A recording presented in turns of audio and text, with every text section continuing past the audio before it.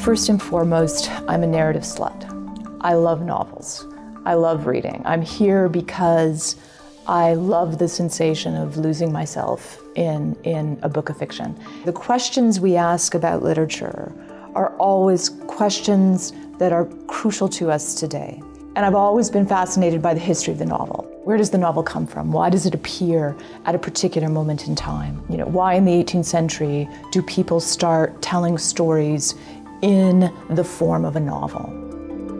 Everything that is important to contemporary life begins in the 18th century. And what begins in the 18th century is the emergence of a contemporary form of capitalism, global capitalism, alongside the rise of the middle class. So the novel tells stories that are made possible by the emergence of capitalism.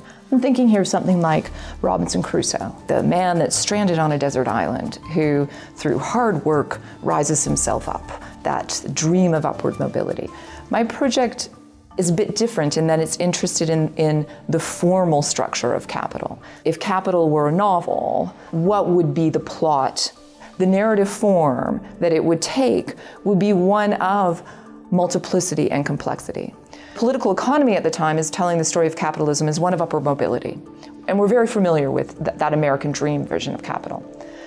The novel, however, is telling more complicated stories because novels are heterogeneous. Novels contain multiple voices. There was absolute anxiety about speculation. What happens when the bubble bursts? And some of the first stock market crashes happen in the 18th century. The South Sea bubble bursts. And people lose a lot of money, like people did in 2008. And so they're aware of that speculative logic and trying to think through it. It reminds us that literature doesn't just reflect life, that literature is doing other kinds of work.